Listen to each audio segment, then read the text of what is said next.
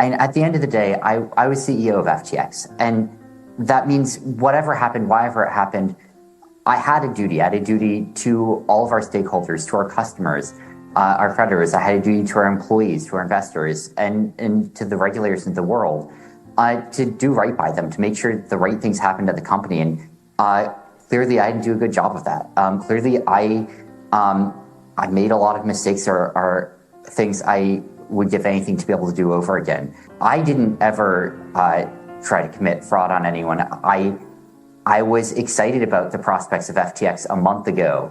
I saw it as a thriving, growing business. I was shocked by what happened this month. And, reconstructing it, where there are things I wish I had done differently. When you're talking about November 6th, late November 6th, then, and especially as we bleed into November 7th and 8th, I start to become nervous that FTX is not going to be able to fill customer withdrawals. And, by late November 6th, I am very nervous about that. And I'm starting to think about emergency scenarios. And I'm starting to think about things might end quite badly here. Hello, and welcome back to The Introvert Guy. Well, as you just heard from Sam Bankman-Fried, this time last year, he was starting to get nervous that things could end quite badly. And unfortunately for him, they've ended as badly as it gets. After 1 month of trial proceedings, the jury took only 4 hours to decide that he was guilty on 2 counts of fraud and 5 counts of conspiracy. Those 2 counts of fraud carry a maximum jail sentence of 5 years each, which doesn't sound too bad. But the 5 counts of conspiracy carry a maximum jail sentence of 20 years each. So, if the judge decides that he wants to give the maximum jail sentence, Sam Bankman-Fried could get a sentence of 110 years. But unfortunately, from his point of view, it doesn't end there, because the U.S. attorneys have now brought more charges against him. He's now facing bribery and bank fraud charges in a court case that's going to start in March next year. Now, if you've been following this story over the last 12 months or so, this won't come as a major surprise, because Sam Bankman-Fried was both the founder of FTX and also Alameda Research, which was the hedge fund that started borrowing FTX customer money. Now, Sam Bankman-Fried's defense was that he wasn't aware of this, that there was a glitch in the software and some sort of accounting errors. But obviously, if you're the owner and founder of both businesses, you're involved in setting up how they work, and certainly how the interaction between both of those companies operates. And he also installed his ex-girlfriend, Caroline Ellison, who was a relatively junior trader that he met at his previous job, as the chief executive of Alameda Research. Now, Caroline Ellison was subsequently arrested alongside Sam Bankman-Fried's co-founders, Gary Wang and Nishad Singh. And all 3 of them immediately pleaded guilty to all of the charges, and they actually testified against him in court. And one of the prosecutors, Danielle Sassoon, told the jury in her closing statement he didn't bargain for his 3 loyal deputies taking that stand and telling you the truth, that he was the one with the plan, the motive, and the greed to raid FTX customer deposits, billions and billions of dollars, to give himself money, power, influence. He thought the rules did not apply to him. He thought that he could get away with it. And that was after the jury had heard 15 days of testimony, which included Caroline Ellison, Gary Wang, and Nishad Singh, all testifying that Sam Bankman-Fried had directed them to commit crimes, including helping Alameda loot FTX and lying to lenders and investors about the company's finances. And Sam Bankman-Fried's defense against these testimonies was that all three of them had falsely implicated him in a bid to get leniency at their own sentencing, and that the prosecutors would be asked to take their cooperation into account when deciding their punishment. Now, when you hear that Sam Bankman-Fried's argument was that these three people were blaming him to get themselves off the hook, that doesn't actually explain what happened to FTX. That's not providing any evidence to show that there was no fraud or conspiracy here. That's just saying it wasn't me, it was them.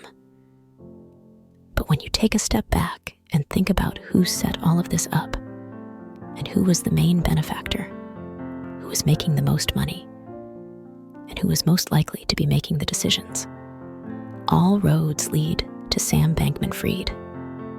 And that's exactly what Caroline Ellison, Gary Wang, and Nishad Singh said from day one. So, the writing was really on the wall from Sam Bankman-Fried's point of view. And it will be interesting to see what his final sentence is. That's not actually going to be decided until March next year.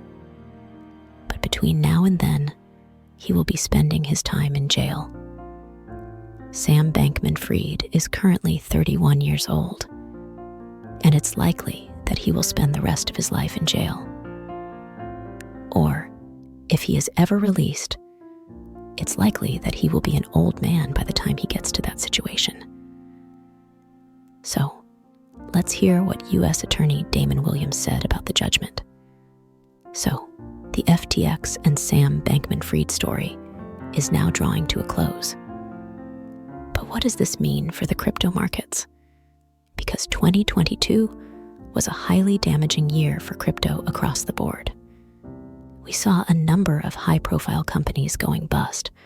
Lots of people lost a huge amount of money, and FTX was right in the middle of that storm. My name is Damian Williams, and I'm the United States Attorney here in the Southern District of New York. Sam Bankman-Fried perpetrated one of the biggest financial frauds in American history, a multi-billion-dollar scheme designed to make him the king of crypto. But here's the thing.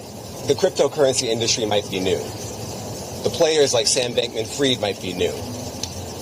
But this kind of fraud, this kind of corruption is as old as time, and we have no patience for it.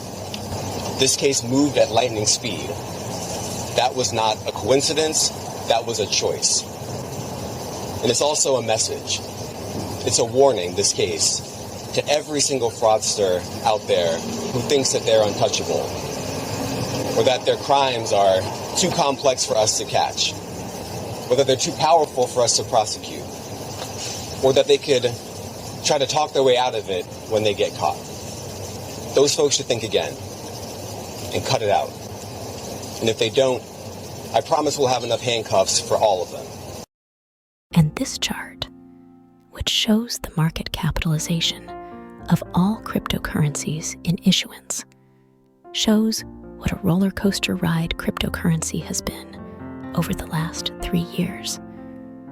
And what this shows is that at the start of 2020, the total market cap for all cryptocurrencies was sitting at around $200 billion.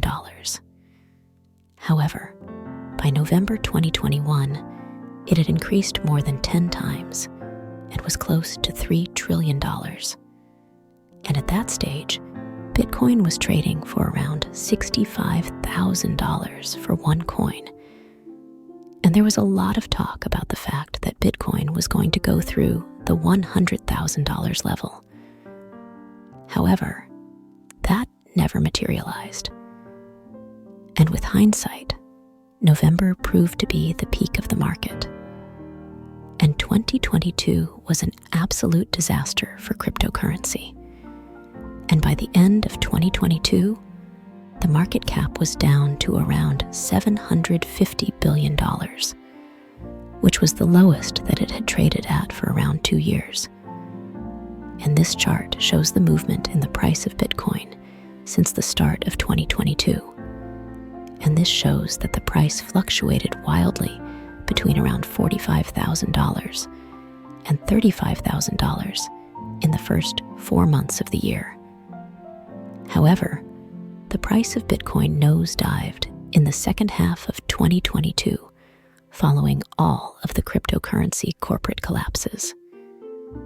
And by the end of the year, it was trading for around $16,500. Now, the price has remained volatile in 2023, but it has recovered substantially and is currently trading for around $34,000, which means that it's doubled in value over the last 10 months. However, despite its recovery in value, the volatility of Bitcoin remains high. And as the price goes up, so does the volatility. So, what does all of this mean for the crypto markets? Well, I think the last couple of years have been a really interesting ride. When you look at what happened in 2021, that was the feeding frenzy. That was the gold rush for cryptocurrency. It started to become mainstream. People in the street were talking about investing in Bitcoin because when something's going up 10%, 15%, 20% in the space of weeks, everybody starts to get excited. It's a bit like the dot-com boom and the gold rush. You don't want to miss out. If all your friends are making money, you want to be on board. But as soon as some bad news comes out, that usually bursts the bubble. And that's really what happened when FTX collapsed. People who were dabbling, people who thought, well, maybe I should get involved in Bitcoin, suddenly stepped back and thought, actually, this isn't something for me. I don't really understand it. And it looks like there's a lot of potential fraud. Because when something is highly complicated, there is always the opportunity for people to shroud things in mystery and make some profit by doing things that they shouldn't be doing. And that's exactly what happened at FTX. Now, there are actually a number of other court cases that are due to be heard over the next 6 months relating to other failed crypto businesses. But in terms of high-profile crypto collapses, they've definitely slowed down over the last 12 months. So, I think the market is stabilizing and it's starting to rebuild. But it still represents a very small part of the financial markets and is certainly no longer mainstream. Now, interestingly, BlackRock and a number of other fund managers have applied to set up Bitcoin ETFs. And if they get approval to do that, that could then bring cryptocurrency back into the mainstream. And you may even find that a small part of your pension fund ends up being invested in some form of crypto ETF. So, I think the overall summary of today's video is that FTX has now been proven to be a fraud. The courts have heard all of the evidence, and the jury decided that Sam Bankman-Fried was guilty, and he's now going to jail. But that obviously isn't the end of the cryptocurrency market. When Bernie Madoff was arrested for his Ponzi scheme, which was the biggest in US history, and he was given 150 years in jail, it didn't kill fund investing. People still wanted to invest money. And just because one guy has set up a fraudulent company doesn't mean that the whole financial world is on the take. Now, if you're a regular viewer of my channel, you'll know that I like to include something at the end of the video to put a smile on your face. And one of the reasons that I do that is because some of the content that I'm talking about isn't really that uplifting. It can be a little bit depressing. So, I like to leave you on a positive note. But in today's video, what I'm going to share with you is the commercial that was made for FTX by Larry David. And Larry David, if you're not familiar with his work, he was one of the writers on Seinfeld, which was one of the biggest shows in US history, a comedy show. And and he now has his own HBO show called Curb Your Enthusiasm. So, he's got a particular style of comedy, and this commercial is absolutely brilliant. It's quite funny in itself, but I think the message that it leaves you with is really quite interesting. So, hopefully you'll enjoy that at the end of today's video. If you've liked what I've said today, if you thought it was interesting, useful, and thought-provoking, then please give me a thumbs up. Thank you for watching this video all the way through to the end.